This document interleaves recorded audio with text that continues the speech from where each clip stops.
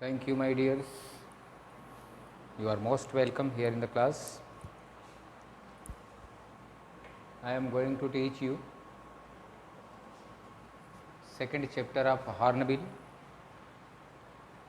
Second chapter of Hornbill, Lost Spring, written by Anish Jung, an Indian writer. He was born in 1964 in Rourkela, and he has passed his adolescence. Adolescence means childhood or younghood.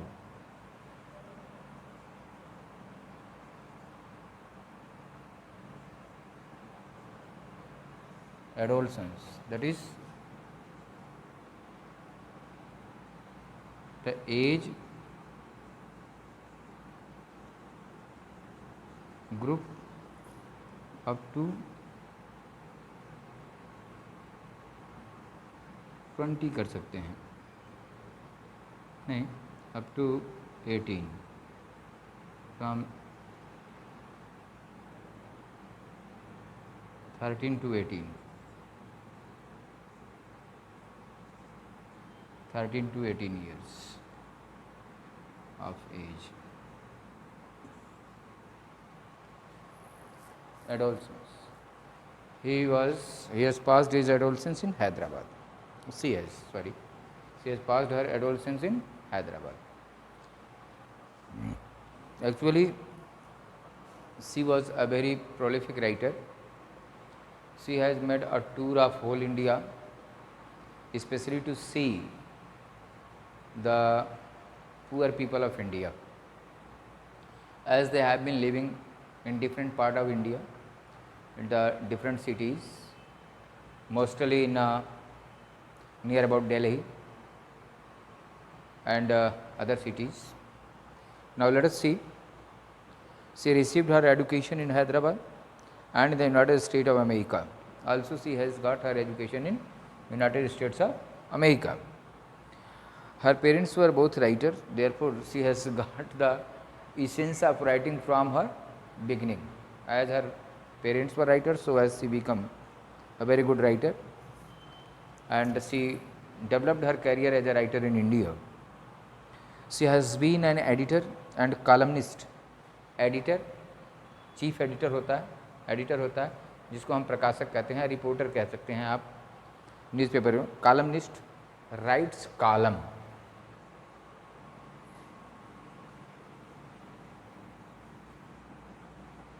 Columnist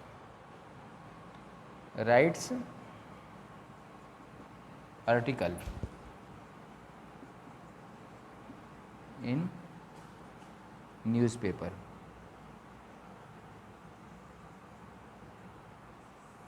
article लिखते हैं, जिसे कुछ column लिखते हैं.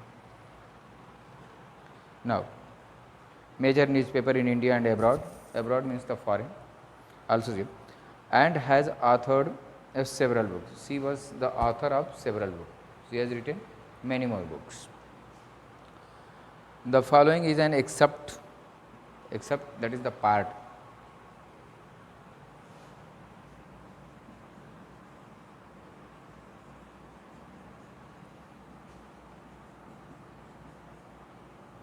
Extract, part.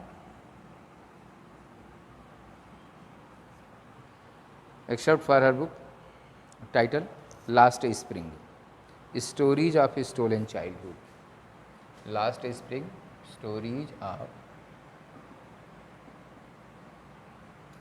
Stolen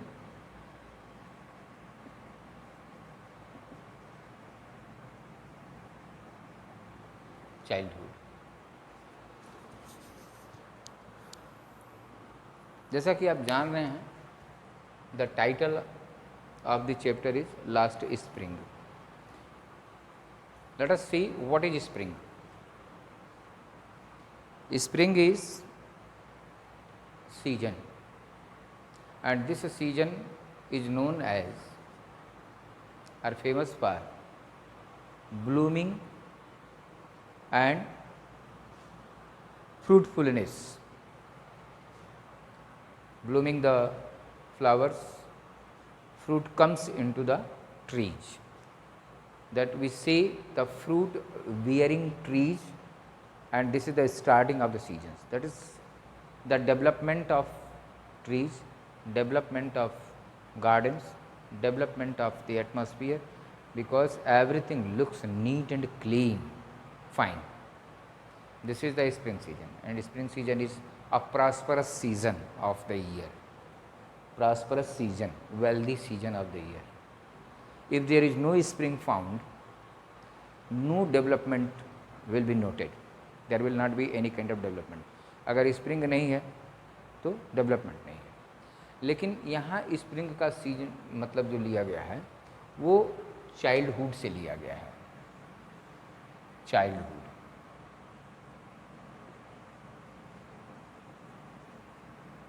यहाँ spring का session मतलब क्या लिया गया है? चाइल्डहुड से लिया गया है. The spring of childhood. अब चाइल्डहुड का स्प्रिंग क्या है? That they should enjoy, they should enjoy, they should go to school, attend a school,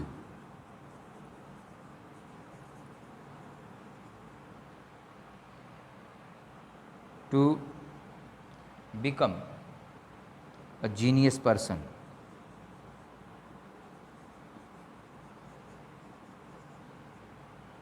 good citizen,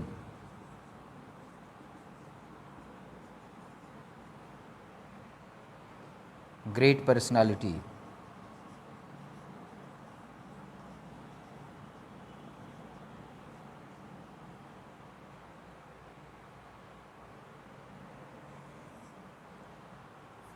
children को आप देखते होंगे कि वो क्या करते हैं? इंजॉय करते हैं, खेलते हैं.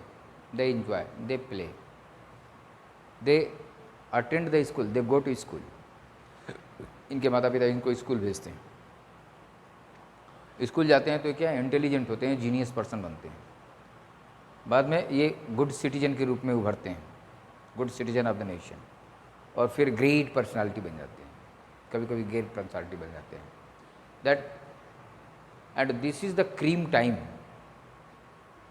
This is the good time, marvellous time, a very remarkable time for the child. The if such time, जैसे कि 12 महीने में रेनी सीजन को अगर हम हटा दें तो पूरी धरती सूखी रह जाएगी. No growth of plants will be seen. अगर स्प्रिंग को हटा दें तो no production will be seen. उसी तरीके से if we keep away the childhood from child. अब चाइल्डहुड को कहाँ से चाइल्ड से निकाल देंगे? At the place of doing all these activities, in case if they have been suffering, in case if they have been suffering, they are collecting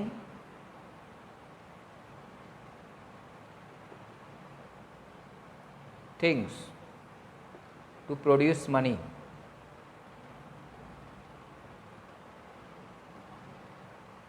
Helping their family.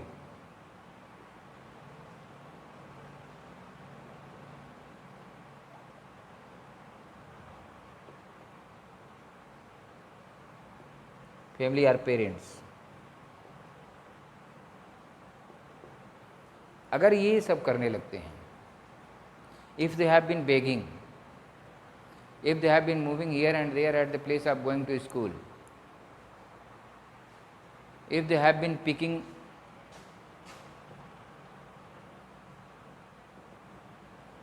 rags, as you have seen mostly all around the railway station and bus station, the little children have been found, have been noticed that they have been picking the bottles and something else. They collect it into the large bag, sack, झोले या बोरे में रखते हैं, and God knows how they make money of it. I think they go to the spots or some other shops. They sell such rubbish, such rags, such pieces of bottles, such plastics, pieces of iron, and other things they sell into the market. वो जो कबाड़ वाले के पास जाकर के बेचते हैं, शायद ऐसा ही है. Now and they get a little amount of money, and that money has become a kind of the source of income to their families. यह एक प्रकार का सोर्स ऑफ इनकम उनके परिवार के लिए हो जाता है. तो eight the place of doing all this, if they have been involved in this way, we can say they have lost their spring. The spring of the children has been lost. Now here, this is the theme of the story written by Anish Jung. She has made a tour, she has visited most cities of India, and she has noticed that the children have been found are doing all these things in spite of enjoying these things. Who can enjoy all these? Those are prosperous, those are wealthy. Now those haven't money, those are extremely poor, they cannot enjoy all these. So the extremely poor children, extremely poor family, जो नितांत गरीब परिवार है, गरीब बच्चे हैं, it is impossible to. And if we see that our government is very much anxious, not from this time, but if we see the history of the government's formation, we find that Garibi Hatao, there was a slogan, and it is still now, Garibi Hatao का नारा चलता है. तो drive the poverty from India. The government has been working on this behalf, that they want to drive away the poverty from India or from our country. So we see that these are the things. Now, and this is the spring that has been lost. यहाँ यही देखा जाएगा कि बच्चों का spring समाप्त होता है, यानी कि बच्चों का बचपन उनसे दूर होता है. इसी तरीके से दूर होता है कि जैसे अगर वो सफ़र करते हैं, वो परेशानियां झेलते हैं, तो समझ लीजिए कि उनका स्प्रिंग उनसे दूर हो रहा है. अगर वो फ्री माइंड से, उनके ऊपर किसी प्रकार का प्रेशर नहीं है, वो फ्री हैं, इनके वो किसी बारे में, परिवार के डेवलपमेंट के बारे में या परिवार के अर्निंग के बारे में कुछ सोचना नहीं है, तो ये इंजॉय कर रहे हैं अपने चाइल्डहुड को.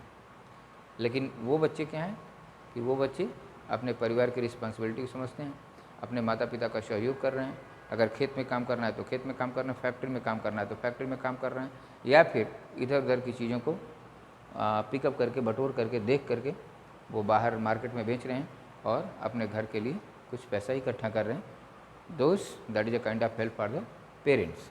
And their parents also are uncapable, they are very poor, that they are unaffordable for the education of their children.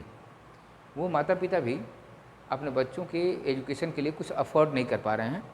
उनके पास है ही नहीं कि वो कहाँ से फीस दें, कहाँ से किताब दें, कहाँ से कपड़े दें और क्या करें. पहले तो उनको खाने के लिए नहीं है, लेकिन अब इस तरह से उनका एडोलसेंस या फिर अब चाइल्डहुड कह लें, वो लास्ट हो जाता है. तो the writer has focused on this thing. This is the title of the chapter, and in this title we see two parts of the story. One part belongs to Simapuri, that is outskirt area Delhi.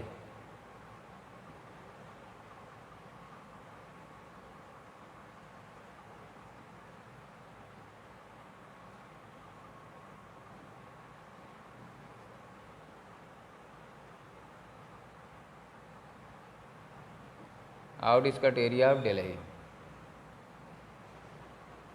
Now, that is, the children have been living here, and the story opens from the location of Simapuri, outskirt area of Delhi. Outskirt area में दिल्ली के बाहर का area, Delhi के बाहर का area, Delhi proper city से हट करके एकदम किनारे, एज ऑफ द सिटी. तो आउटस्कर्ट एरिया में some families have been living, जैसे आपने रोहिंग्या मुसलमानों का नाम सुना होगा, रोहिंग्या के बारे में आप सुना होगा, तो समझ लीजिए कि they are the migrated people, जो एक स्थान से दूसरे स्थान आए हैं। अब यहाँ एक और भी बात आती है, why do people migrate from village to cities, इसको हम बाद में डिस्कस करते हैं। लेकिन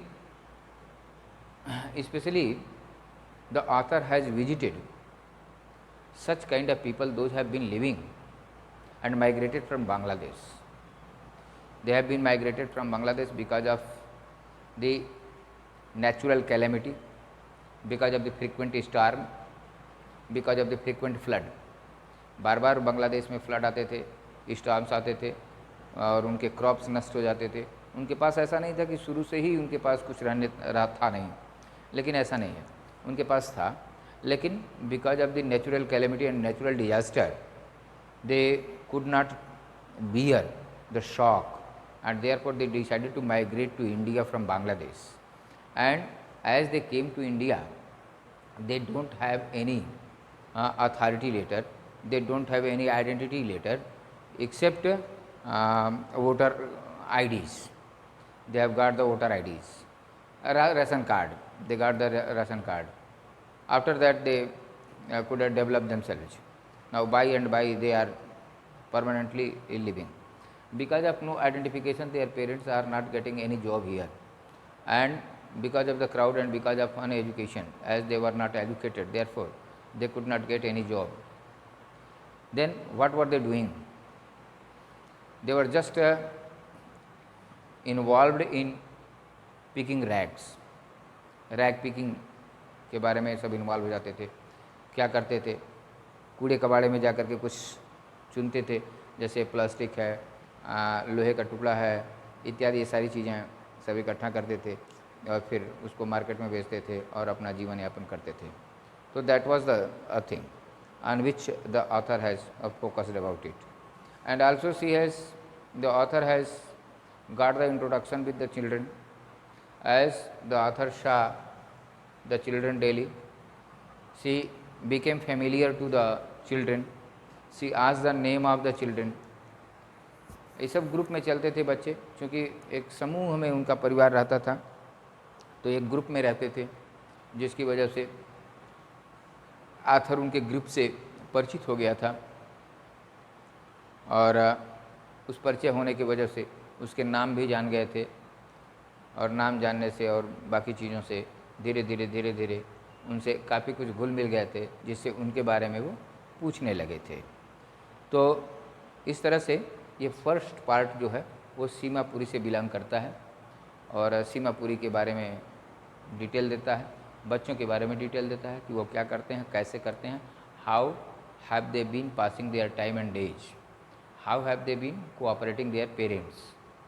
तो इस तरह से and how they have been living, उनके लिविंग स्टैंडर्ड्स क्या हैं, इस तरह की चीज़ें वो अनीश जंग ने बहुत ही इमोशनल वे में, सिंपैथेटिक मैनर में उसने लिखा है। और लिखने का सेंस इनका ये है कि that the government should pay attention to such poor people, because on the ground of humanity government should take care of these children and और government should take some precautions for the betterment of these children and families. तो इसमें अनीश जंग ने ये लिखा है। Second part of the story deals about the area of Firozabad, as Firozabad is famous for bangle making. Some families, those are involved in bangle making, were extremely poor, also they were very poor, and we see here that should child labor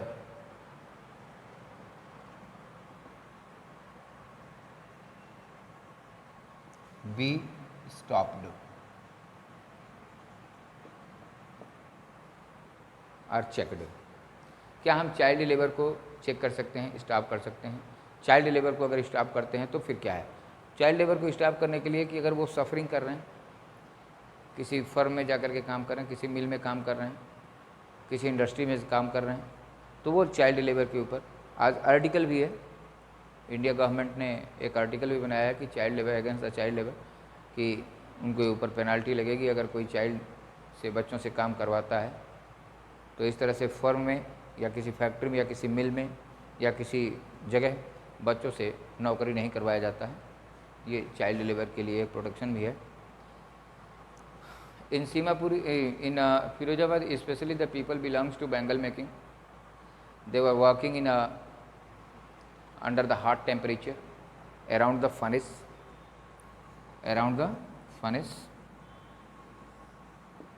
यहाँ से ये बिल्कुल आग उगलता हुआ है। इसमें glass blowing industries है। ग्लास ब्लोइंग इंडस्ट्रीज़ ऐसे इंडस्ट्रीज जिसमें ग्लास यानी कि शीशे वगैरह बिल्कुल मेल्ट कर जाते हैं। उसमें शीशे मेल्ट करने के बाद उनको एक शेप दिया जाता है। बैंगल्स यानी कि चूड़ियाँ बनाने का काम फिरोजाबाद में आज भी चलता है, पहले भी चलता था, तो बहुत ज़्यादा मात्रा में चलता था। और दे वर द चीप लेबर, ये जो थे वो बड़े ही चीप लेबर थे, जिसकी वजह से द सेट्स और the owner of the firms were exploiting them, exploit करते थे उनको, मतलब उनका बहुत अनैतिक तरह से प्रयोग करते थे। कम पैसे में ही उनसे से ज़्यादा काम करवाते थे। तो हम देखते थे कि the whole family belongs to bangle making, पूरा परिवार बैंगल मेकिंग में इन्वॉल्व हुआ करता था। कोई भी ऐसा व्यक्ति नहीं था कि जो बैंगल मेकिंग नहीं करता, क्योंकि the earning was very little. Earning जो थी, जिसे जो डेज वर्क था, ड्यूरेशन ऑफ वर्क था, वो काफ़ी ट्रबलसम था, काफ़ी हार्ड था, और इसके बदले में उनको पैसे बहुत कम मिलते थे। इसलिए the whole family feels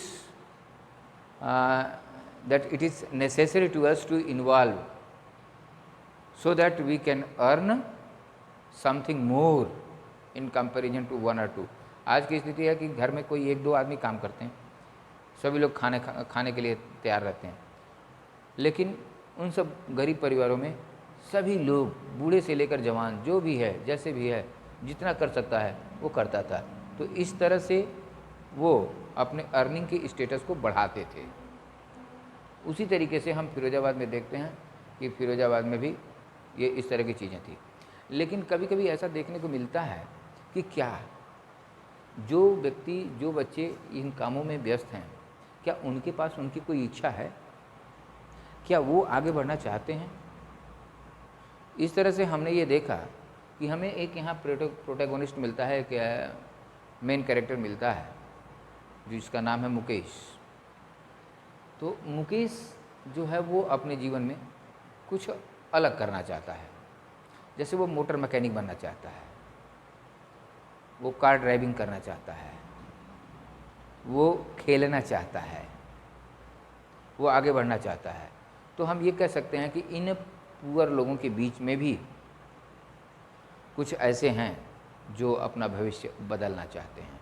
Anish Jung ने बड़े ही मार्मिक तरीके से, बड़े ही सेंसेशनल तरीके से, बड़े ही इमोशनल तरीके से has written and given the plight, plight means suffering, plight of poor children, plight of poor children। इसी प्लाइट ऑफ पुअर चिल्ड्रन की वजह से हम ये कह सकते हैं कि लास्ट स्प्रिंग है। स्प्रिंग जो है उन बच्चों का लास्ट हो रहा है। तो ठीक है, अब हम चलते हैं किताब पर, आते हैं, देखते हैं क्या हो रहा है।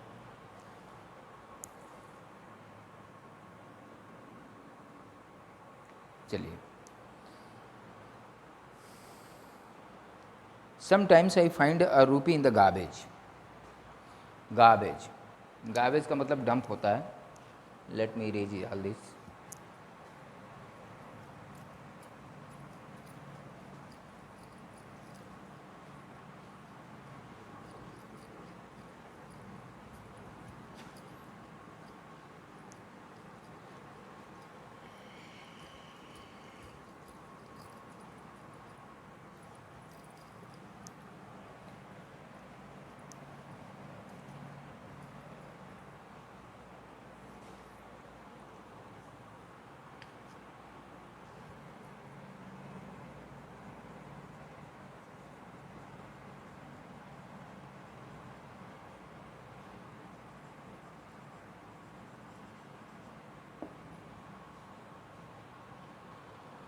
Hipparchus.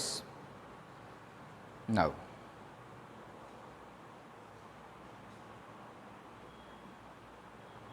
Yes, my dear. Dumps of garbage, rupees in garbage. कह रहा है बच्चा, कह रहा है कि sometimes I find a rupee in garbage. Sometimes I find a rupee in garbage.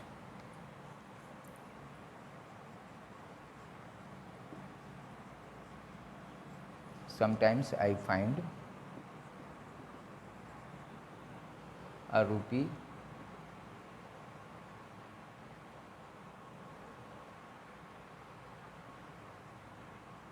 in the garbage.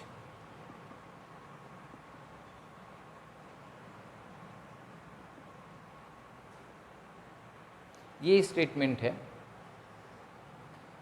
और ये हमारा प्रोटैगोनिस्ट है साहब ए आलम।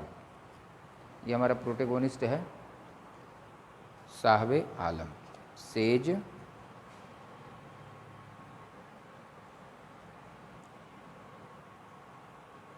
ये साहब ए आलम।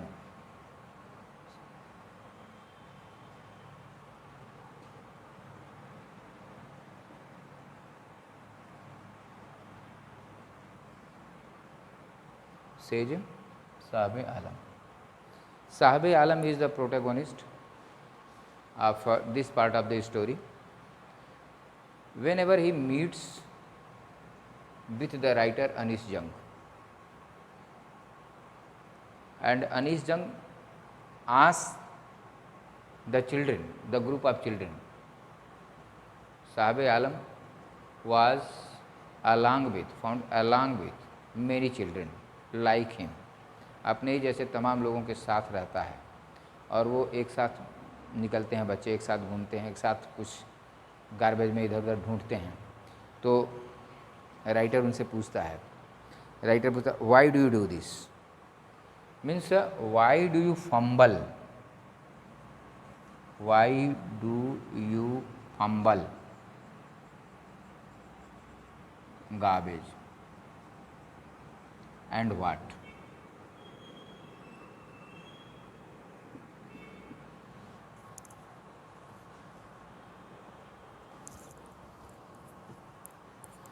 Why do you fumble garbage and what? Garbage में आप क्या ढूंढते हैं, क्यों ढूंढते हैं, क्यों आप गार्बेज में ढूंढते हैं, why do you do this, आप ऐसा क्यों करते हैं। आया साहब whom I encounter every morning। Encounter का मतलब मीट होता है, एनकाउंटर का मतलब meet, every morning, encounter। Ayaz Sahib whom I encounter every morning scrounging for gold। scrounging means fumbling होता है, scrounging for gold in the garbage dumps of neighborhood। आसपास के इलाके में she saw that the children, especially Sahib Alam, has been found fumbling something, scrounging something into the garbage। माने ढेर में accumulation है, ऐसे कूड़े करकट का ढेर है, उसमें वो पता नहीं क्या खोज रहा है, क्या पा रहा है, भगवान जाने। Now Sahabe left his home long ago। After getting the complete introduction, the author come to know that he has left his home since a long time। काफ़ी दिन हो गए उसको अपने घर छोड़े हुए। अपने घर का मतलब the original place,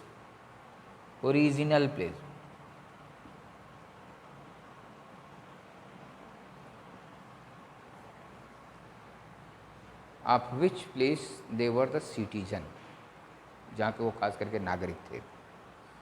now Saheb left his home long ago, set amidst the green fields of Dhaka. That was in Dhaka, original place was of Dhaka. Dhaka, that is the place of Bangladesh, capital city of Bangladesh। They were the resident of, they were the citizen of Bangladesh। वो बांग्लादेश के रहने वाले व्यक्ति थे। But they have migrated in search of better life because of the frequent storm, because of the frequent flood, because of the frequent natural disasters। तो तो ये प्राकृतिक आपदा की वजह से बार बार बांग्लादेश में प्राकृतिक आपदा होता था, खास करके ढाका के आसपास। तो उस आपदा से बचने के लिए, वो अपना जीवन यापन करने के लिए वो माइग्रेट कर गए। कहाँ? तो इंडिया में चले आए सब। His home is not even a distant memory. Now the memory of Dhaka is not a distant memory, for a long times memory. काफ़ी दिन नहीं हो गया, ऐसा नहीं है कि एकदम अब उनके दिमाग से सब उड़ गया है कि ढाका में क्या होता था, ढाका में क्या होता था, कैसे होता था। They have the memory. There were many storms that swept away their fields and homes. क्या हुआ? Swept away their fields and homes. His mother tells him.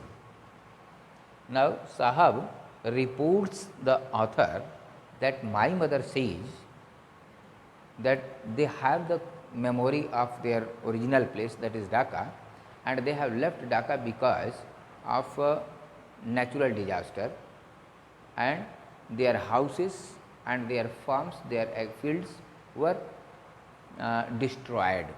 उनके घर ख़त्म हो गए, उनके खेत जो थे वो ख़त्म हो गए, उनकी फसलें नहीं उग रही हैं, इसलिए तमाम प्रॉब्लम थी। बहुत ज़्यादा दिक्कत होने की वजह से वो वहाँ से माइग्रेट कर गए। That is why they left. यही कारण है, why have they left their original place Dhaka, because of frequent star. In order to survive their life, in order to live a better life, they have left their original place and migrated to India. अपना बेहतर जीवन जीने के लिए वो अपने खेतों को, अपने घरों को छोड़ दिए, जो ख़राब हो गए, जो गिर गए, जो बर्बाद हो गए, उनको छोड़ दिए और अपना जीवन यापन करने के लिए वो इंडिया में चले आए। Now looking for gold in the big city where he now lives. Looking for gold in the, यहाँ गोल्ड का सेंस ये सोने चांदी से नहीं है, गोल्ड का सेंस यहाँ मनी से है। मनी, मेरे पैसे के चक्कर में, पैसा पाने के चक्कर में, पैसा रहेगा तभी हम बेटर लाइफ जी सकते हैं, इसके चक्कर में वो वहाँ से माइग्रेट कर गए। कहाँ चले आए? सिटी में आ गए to live a better life, as I told you. Now I have nothing else to do except, I have nothing else to do except scrounging the garbage. Garbage में ढूंढने के अलावा मेरे पास और कोई दूसरा काम नहीं है। I have nothing else to do, he mutters, he speaks, mutters, he speaks, mutters. Now, looking away. अब while he has been mentioning all these, जब वह इस बात को मेंशन कर रहा है तो वो कहीं दूर देख रहा है, किनारे देख रहा है, कि आँख में आँख मिला के बात नहीं कर रहा है।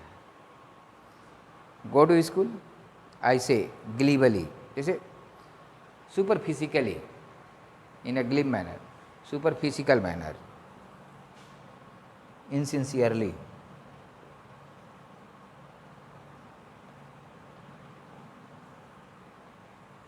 इनसिंसियरली मतलब बड़ा सिंसियर होकर के नहीं, बड़ा सीरियस होकर के नहीं, सिंसियर मतलब बड़ा भावुक होकर के नहीं, बहुत ही ऐसे ही सुपरफिजिकली ऐसे। गो टू स्कूल, क्यों स्कूल नहीं जाते हो तुम लोग, घूमते हो और ये सब ये गार्बेज के डंप के आसपास निकलते रहते हो, क्या बात है।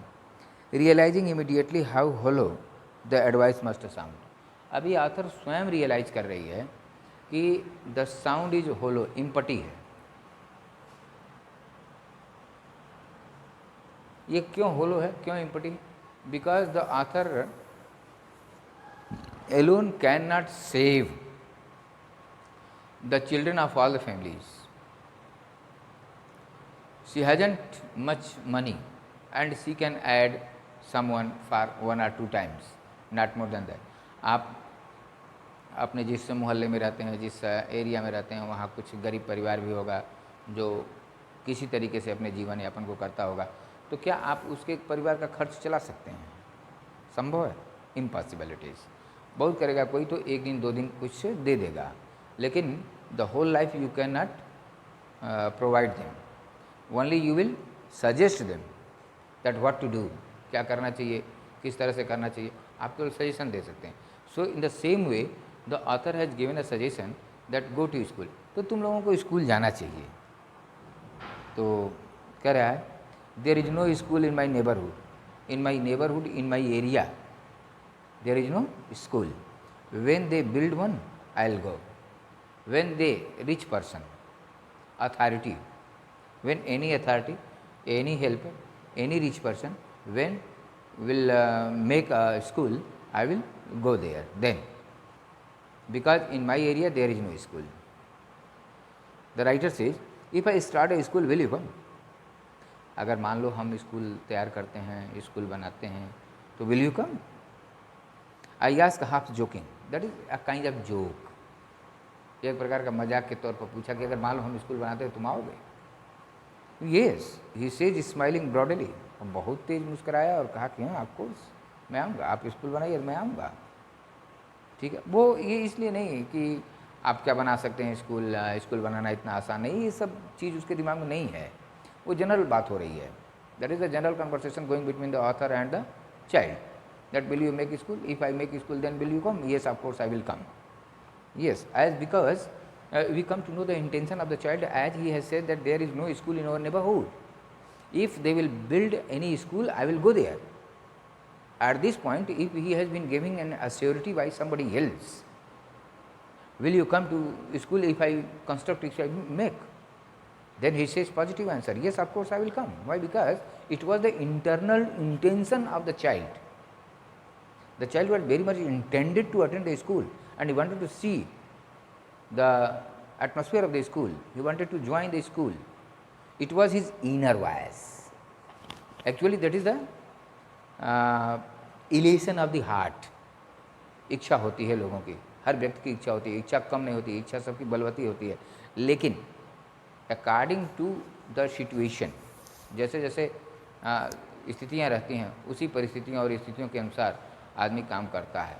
Sometimes we see that the human being are a subject of circumstances, are the follower of circumstances, and very rare people, rare persons, those who make the circumstances according to them. कुछ लोग अपने परिस्थितियों को बदल कर अपने अनुसार बना लेते हैं, लेकिन वो बड़े इफर्टी होते हैं, बड़े स्ट्रांग होते हैं. उनके पास एक अदम्य साहस की तरह होता है जो इन परिस्थितियों को चेंज कर देते हैं. वरना तमाम लोग उन परिस्थितियों के फॉलोअर बन करके रह जाते हैं, दास बन करके रह जाते हैं. अ फ्यू डेज लेटर, अब देखिए, अब यहाँ के बाद फिर मुलाकात कुछ बंद होती है, लेकिन कुछ दिन बाद फिर the author meets the children. तो वो दौड़ते हुए आता है. I see him running up to me. अनिजंग कहती हैं कि एक बार और ऐसी मुलाकात हुई तो वो दौड़ते हुए मेरे पास आया. Is your school ready? आपका स्कूल बन गया कि मैं चलूं? तो इन्होंने जवाब दिया, it takes longer to build a school. मतलब स्कूल बनाने में ये ज़्यादा टाइम लगता है, इतना आसान नहीं है स्कूल बनाने में, टाइम लगता है. आई से embarrassed eight having made a promise that was not meant, but promises like mine abound in every corner of his bleak world. Embarrassed, he was surprised. The author was surprised, and a bleak world, that is the bare world, desolate.